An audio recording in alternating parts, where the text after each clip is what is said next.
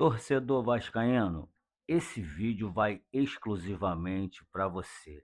Mas eu tenho certeza que muitos vão sair desse vídeo porque não estão acostumados com esse tipo de vídeo aqui na plataforma e eu vou dizer para vocês.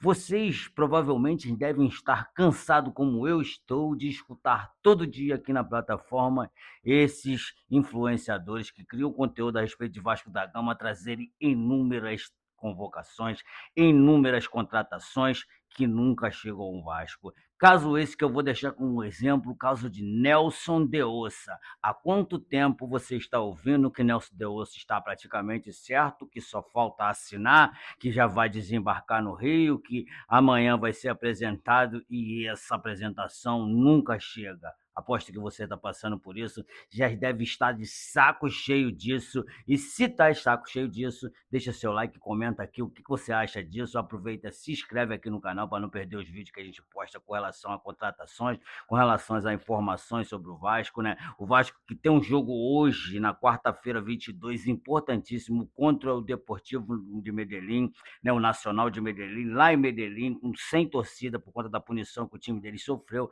e o Vasco vive esse imbróglio que não tem contratações nenhuma. Deixa eu explicar uma parada para você. Se você ainda não me conhece, muito prazer em estar aqui com você. Eu sou o Megamente Vascaíno, te dou as boas-vindas por estar aqui no nosso canal, né? Por fazer parte aqui do nosso projeto de falar sobre o Vasco, de trazer notícias e informações sobre o Vasco, né? Informações sobre as notícias que só passaram aqui no Vasco. Deixa eu te contar uma coisa, ó. Se você não sabe, o Vasco está sem dinheiro para contratar. Eu acho que talvez você ainda não tenha entendido, mas isso já foi dito em inúmeras entrevistas coletivas. Inclusive, o Renato Gaúcho foi mandado embora por conta de não ter dinheiro para a contratação nenhuma. O Pedro Emanuel, assim que chegou, desconversou quando foi perguntado sobre contratações, que é até uma injustiça perguntar ao técnico sobre contratações, porque o técnico não contrata ninguém. O máximo que ele pode fazer é pedir. Ele mesmo, na sua entrevista, disse que ele veio para ser contratado pelo Vasco para trabalhar com esse elenco, e é isso que ele vai fazer. Ele vai trabalhar com esse elenco. Então chega, gente.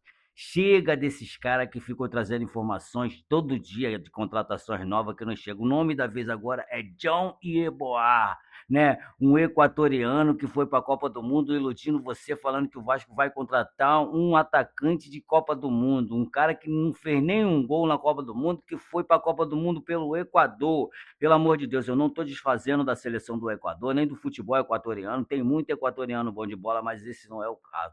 Amanhã ou depois nós vamos estar reclamando que esse cara, se esse cara vier, amanhã ou depois nós vamos estar reclamando que contratamos um novo Lloyd Augusto. Que esse cara, quem é esse cara? Esse cara jogou aonde? O Vasco não precisa mais desse tipo de jogador. Por décadas o Vasco está contratando esse tipo de jogador, jogador de refúgio, jogador que ninguém quer. Porque se ele fosse bom, ele não estaria vindo para o Vasco. No caso do Nelson de Ossa, não vai vir para o Vasco porque o Real Betis quer um valor de pelo menos 500 mil euros a 1 milhão de euros para liberar o atleta, e o Vasco não possui essa quantia para fazer esse negócio. Portanto, que o Flamengo quer 1 milhão e 200 mil euros para liberar o Everton Cebolinha para jogar em qualquer time que seja, e até agora ninguém pagou. O Fluminense achou que não era viável pagar, por conta dele, no final do ano, poder fazer o pré-contrato e sair do Flamengo de graça, e o Flamengo está precisando de dinheiro, como todos sabem, e fez essa proposta de liberar o Cebolinha por 1 milhão e 200 agora nessa janela. O Vasco não vai contratar ninguém. O Vasco só vai contratar jogadores desse nível, que as equipes que esses caras jogam querem se livrar desses caras e emprestam ele para o Vasco com opção de compra, tá entendendo? E outra coisa, na opção de compra, quando terminar o contrato de empréstimo, se o cara performar bem aqui, que é o caso do Cuiabano, que já estão pensando até em vender,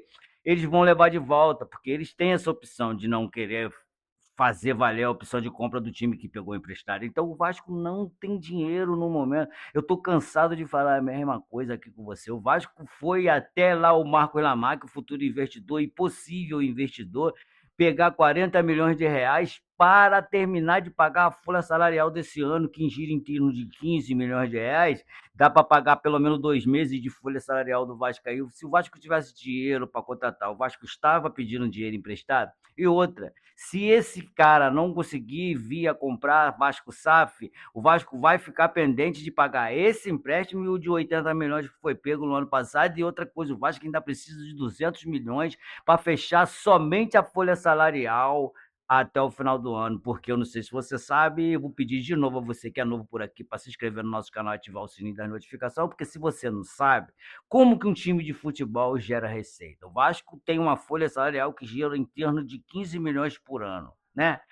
Por mês. Como que vocês acham que o Vasco capta esse dinheiro para pagar essa folha salarial?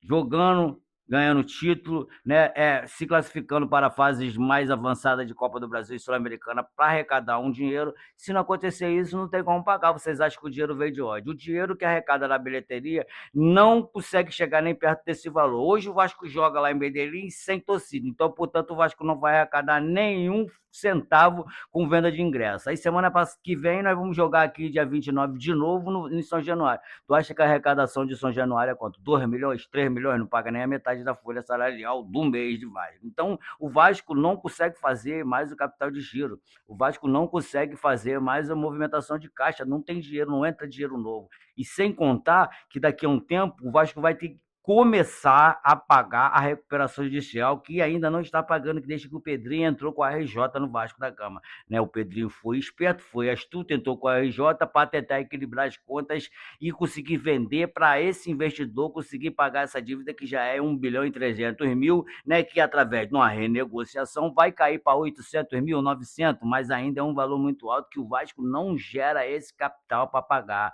Então, essa dívida para o Vasco hoje, sem esse investidor entrar, é impagável. O Vasco não vai conseguir pagar essa dívida. Eu sei que você não está acostumado com isso. Você quer ser iludido, pô, porque os outros times estão ganhando título, estão sendo favorecidos e tal, pá. Mas agora, vocês sabem o que está acontecendo no Corinthians? Vocês estão vendo o que está acontecendo no Corinthians? Vocês queriam ver o Vasco passando por isso? O que aconteceu com o Cruzeiro no passado, que já entrou na Série B com menos 6 pontos devido a essas pendências de pagar os outros? Então, não adianta o Pedrinho agora endividar o Vasco todo montando um elenco e ser campeão da Libertadores ou da Copa do Brasil Sul-Americana e a mão depois está passando pelo que o Corinthians está passando hoje. Não adianta assim. O futebol brasileiro tem que ter sustentabilidade, tem que vir um fair play financeiro realmente para os times que contratem, tenham que pagar e que os presidentes que contrataram só podem fazer dívida até o término do seu mandato. Se o seu mandato estender por mais um mandato de reeleição, fazer as dívidas até o final do seu mandato, presidente de time nenhum pode deixar dívida para o outro, tem que ter esse fair play e tem que ter o fair play. Por que o Flamengo hoje está brigando pelo fair play? Porque o fair play fala o seguinte: você só pode gastar o que você arrecada ou uma porcentagem do que arrecada. E como o Flamengo está fortão, arrecadando forte, ele pode contratar forte. E os outros times que não podem não vão poder fazer isso aí até o momento. Então tem que equalizar, equilibrar, porque o futebol brasileiro hoje não tem competitividade. Dois times brigam durante 5 anos, aí o Palmeiras e o Flamengo estão brigando por todos os títulos importantes. Uma hora ou outra aí um fura a bolha, que foi o caso do ano passado, no retrasado o Botafogo ganhou a Libertadores e o Brasileiro, mas normalmente são esses dois times que brigam por isso aí. Então, se você também concorda comigo, eu acredito que muita gente vai concordar comigo, também acredito que muita gente nem chegou até aqui essa parte do vídeo. Eu vou pedir a você, exclusivamente, especificamente, que chegou aqui até essa parte do vídeo, que comente aqui o que você acha da atuação do futebol, da situação atual do futebol e sobre o Vasco da Gama também, se é vantagem montar um time competitivo para ganhar títulos e amanhã depois está passando por 4 transfer ban, que é o caso que o Corinthians está passando. Hoje eu não estou nem falando mal do Corinthians, eu não estou nem querendo entrar em polêmica com o corintiano, não, porque o que o Corinthians está passando é que futuramente muitos times vão passar. Infelizmente, o futuro do futebol brasileiro é que todos os times virem SAF, porque o time que não virar SAF vai ficar para trás e vai passar por todo esse desfecho aí. Tudo que o Corinthians está passando vai passar, que é o caso, ó, melhorou o Bahia, melhorou o Red Bull Bragantino por conta de ter virado SAF. Então, se não virar SAF, vai piorar. E como o presidente do Flamengo falou lá atrás, que o Flamengo possivelmente será o último time a virar SAF, eu concordo com ele nesse aspecto. Mas, infelizmente, se o Brasil não melhorar o jeito de administrar o futebol, todos os times vão entrar em colapso financeiro daqui a 10 anos no máximo e não vamos ter mais futebol brasileiro, porque o futebol brasileiro quer pagar salário de Europa para jogadores medianos aqui no Brasil. Qualquer jogador mediano que vem da Europa aqui é tratado como craque, quer receber salário igual recebia lá. Por que o Mendes está até pensando em abaixar o salário dele para continuar no Corinthians? porque lá ele não vai ganhar nem o que ele vai ganhar abaixando o salário dele aqui no Corinthians, 3.500.000 para um jogador por ano, por mês, não tem condições nenhuma. Então, se você concorda comigo, chegou aqui até essa parte do vídeo, também a Vascaína está indignado com o que acontece com o Vasco, já deixa seu like, já se inscreve aqui no canal, ativa o sininho das notificações para não perder os vídeos que a gente posta por aqui. Todo dia vamos trazer notícias, esclarecimentos, informações e indignações a respeito do que acontece no futebol. Se você gostou do vídeo, deixa o like, se inscreve no canal, ativa o sininho da notificação, hypa esse vídeo. Fica todos com Deus, que hoje seja um ótimo jogo contra o Nacional de Medellín e o Vasco da Gama saia de Medellín com a vitória. E até nosso próximo vídeo.